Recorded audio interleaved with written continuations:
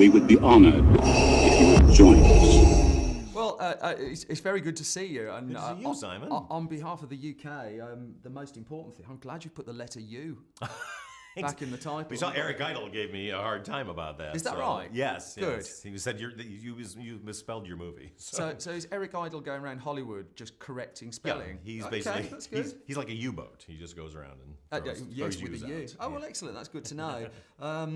And we're chatting just as you've had a really successful opening weekend in America where, if I'm getting all this right, you've exceeded box office expectations. Yes. You've given Lionsgate one of its biggest hits of the year. Yeah. And can you kind of take us through that? I mean, are you the kind of person who sits hitting F5 all weekend? Yes. Are you? Yeah. I yeah. mean, what is the anxiety of an opening weekend like? I got so sick this weekend. My stomach just went into a knot, and I thought I had like stomach flu, but it just turned out I was just completely nervous. No, I get very, very nervous because we work so hard on these movies, and it takes over a year to do. So if it suddenly comes out and nobody sees it, you just kind of go like, did we just waste all that time and money doing this?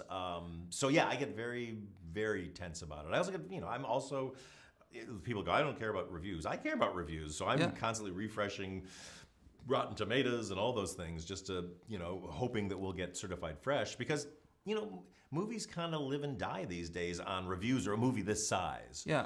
Which isn't just a big superhero movie or a big spectacle. You need those reviews because movies are so expensive. And I'm the same way. I do tend to look at reviews and go like, I can wait to see that. Or if I hear it's really good, go like, okay, I'm going to go see it. You've not got the hang of director interviews at all, have you? You've No. just admitted that box office matters. I know, I'm supposed to be like, matters. nobody cares. I'm an artist. No. I mean, look, I think I'm an artist first and foremost, but I'm also a commercial filmmaker. I work for studios. They give me, they put me in charge of a lot of money to make a movie for them, and I want to pay it off because all I care about is entertaining an audience. That's all I care about. I'm not going for awards like I've learned long ago. Like just I'm not going to get awards. If it happens, that's great. But if I don't entertain the audience first and foremost, then I've failed.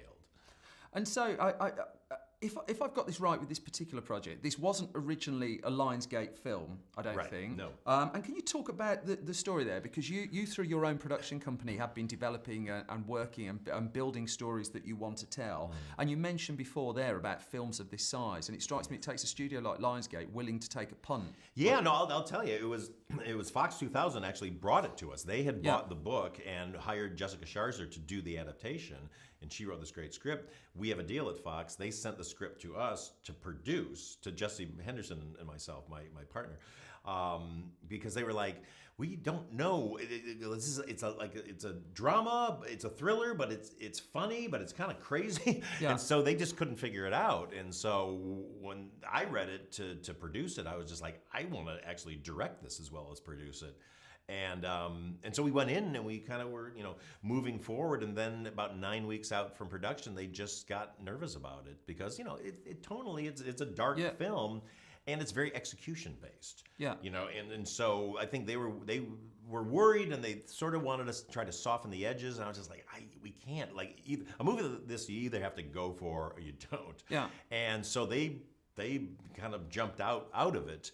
And we were stuck because we had the full cast, we had the full crew waiting in Canada, and it was just suddenly like, oh no, is this going to go away? And Lionsgate came swooping in. They were aware of the script.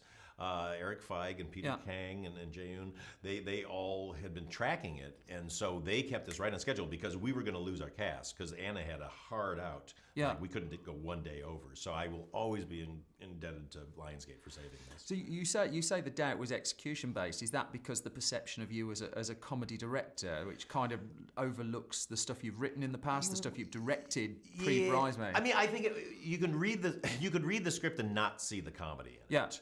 Because it's so execution based, like I said, and it's because having Anna, who's so good at taking that and just twisting it in this way so it's kind of like a nerdy person in danger, can become very funny, but on the page it can just seem too dark, and there's a lot of murder and incest and all this stuff in this film. So you have to go in like ready for it, or don't do it. You're going for your IMDb keywords here, aren't Yeah, you? You just want go murder, big or go home. incest. Exactly. Yeah, got you. That's right. Really, we're selling it big. I mean, it hinges. I mean, when I was watching it, I think it's an extraordinary performance of Anna Kendrick, and it hinges on her. For me, and I think I always admire the actors who can just hold the camera for so much of the film and do so much with it.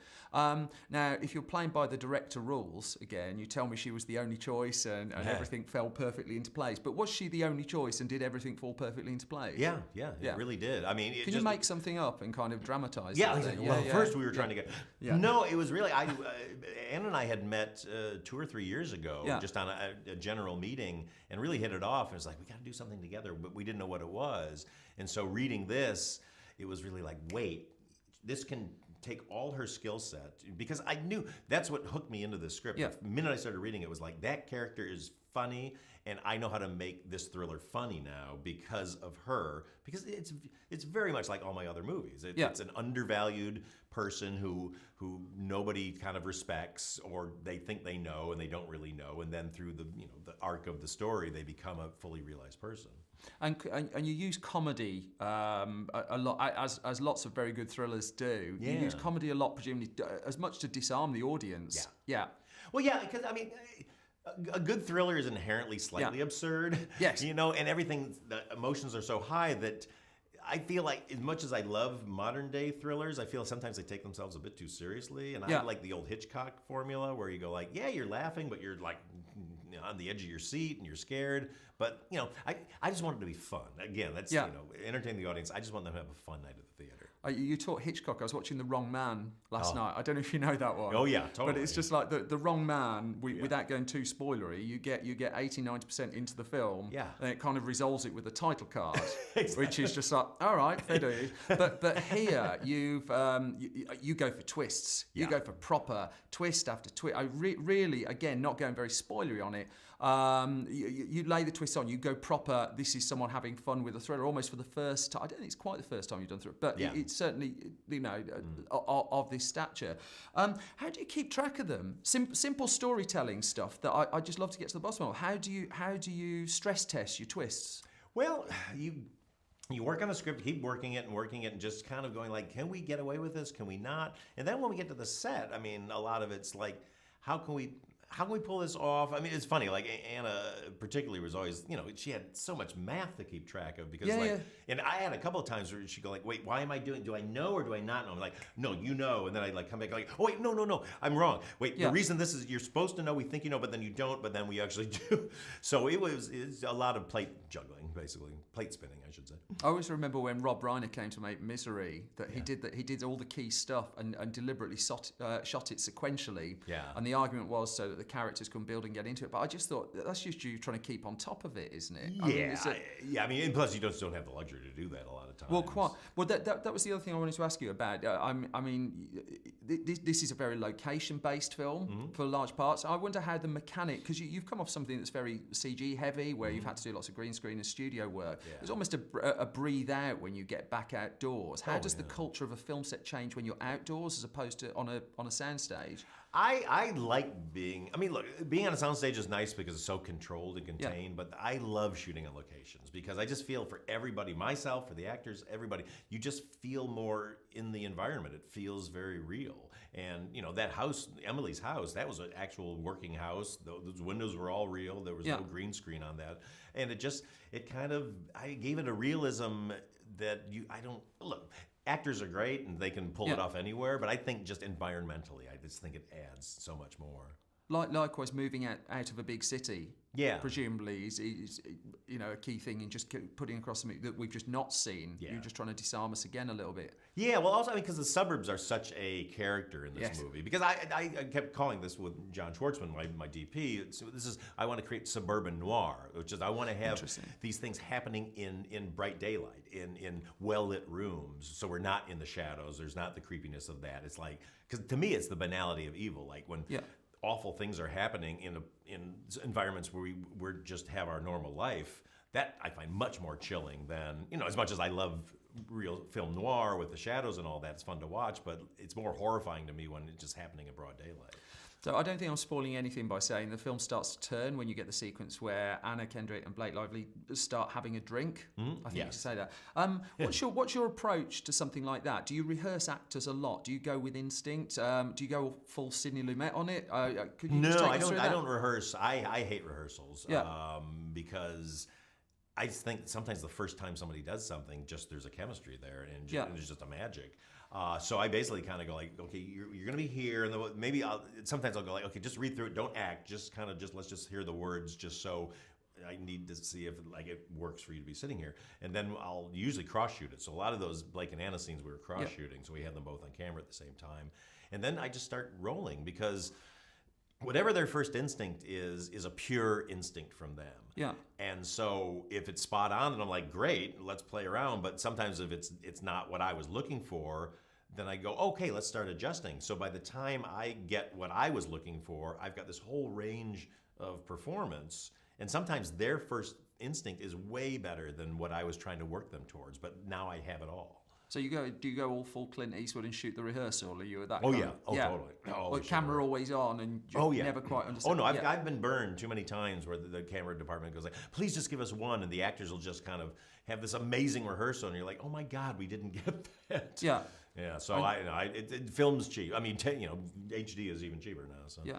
I think it was in Training Day. Denzel Washington had his King Kong monologue, and he just turned to the director at the end of it, Antoine Fuqua, and just I just can't do that again. I can only do that one.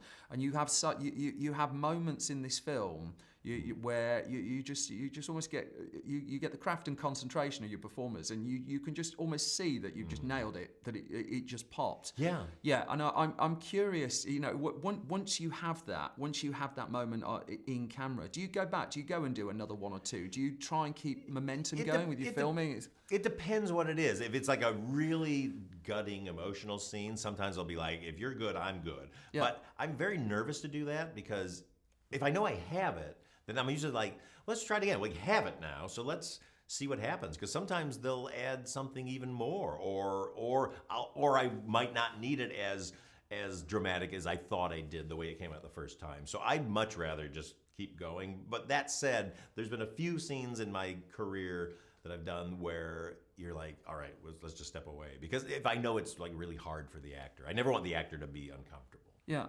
And do you buy the, not particularly wanting to go deep into the past, because I really want to talk about Simple Favour, I just wonder, do you pick your films based on a reaction to the last film that you made? Because I've heard lots of directors say that there's almost some kind of response to the one you've done before. I don't know if I consciously do that, but I think that just tends to fall into place because you go like, oh, this is a nice break from that. But I don't know, if another, giant effects-driven thing came in, or I had an idea which I was like, oh, I have to do this, I would do that. Yeah. Too. It's really the timing of when projects come in. Because you said when you made Spy that it exposed you to directing action for the first time. You said when you made Ghostbusters it exposed you to directing effects work for the first time. What did you get off this one? Was there something? Because presumably there's something fresh for each project for you. Yeah. Well, the thriller genre, which that's my favorite genre. That's what I watch all the time. I don't watch that much comedy. I watch thrillers because I just enjoy them.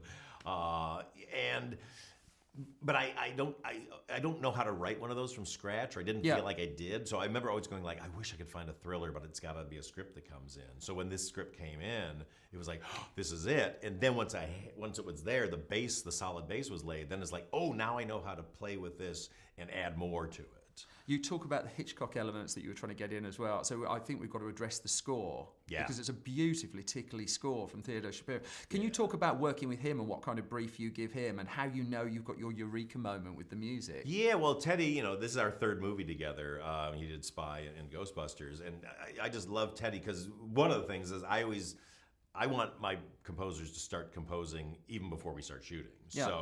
So I'm always like, what's our theme? What is our theme? And maybe it's just like a 6-note, 7-note thing, but what is it? And so Teddy started playing around with that, and he sent a few, and they were great. I mean, he got very inspired early on because he was so excited about the genre, and so sent me these like suites of kind of piano suites with the orchestration and all that, and it was so inspiring.